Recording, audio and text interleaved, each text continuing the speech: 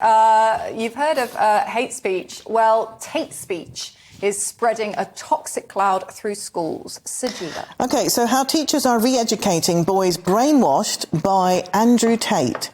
Now, if you don't know who Andrew Tate is, and I really didn't, and it was my young nieces, 14 and 11, who told me, oh Carla, they said, that's what they call me, auntie, you don't know. He is a terrible, misogynistic man, and we don't like him. We've got don't a watch his picture stuff. of him here. Okay. And, you know, you can really see why Greta Thunberg told him to write to her at Get a Life.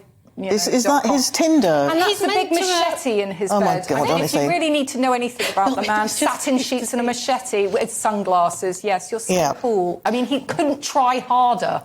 It's quite... Well, he's an influencer, and the problem is he has been influencing a lot of teenagers. Yeah. So what teachers are now having to do in schools are they're confronting his misogynistic manifesto, alliteration, everybody. Did I say English wasn't my first language?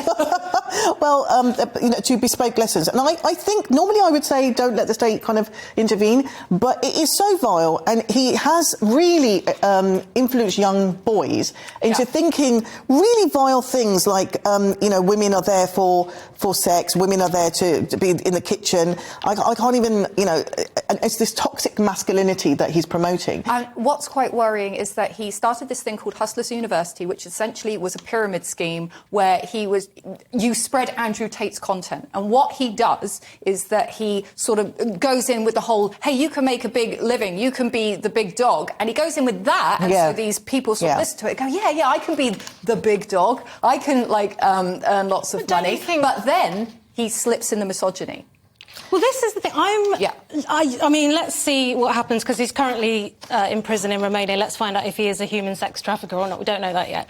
But I've been listening to some of his long-form interviews. I'm really interested in this, because Me too, yeah. I'm personally very interested in all this anti-male stuff. I don't think it's good. I think if boys are dropping out of education and all that stuff, what you don't want is some hero to appear that's going to cause trouble. So I've been listening to a lot of what he's got to say. I listened to an hour and a half of him and Piers Morgan. Yeah, I saw that one. I listened to 2.5 hours of him on a book, so I've really got a sense of the guy. Yeah. And it's like going into a restaurant and having a really fancy meal, but there's a turd in it, because a lot of what he says is really interesting. It's about commitment and training and all that sort of... Yeah, but he contradicts himself. He will say 1 minute that you should commit, and being in a committed relationship is brilliant, and you should really do it. And then the next, he'll say that women are all whores and that they're always sleeping around. And you can get a practice girl. Yeah, you do. Yes, he does. He says you can get a practice girl and you just do this. And but it's worse than that, the stuff that he says. I wish I had an actual quote right now. Yeah, I do, because you are questioning. And I was struggling to find it. I heard I wonder whether it's all been about him. Yeah, Diane, the thing is, what the scary thing is that he is quite captivating to listen to. From someone like, obviously, yourself and myself.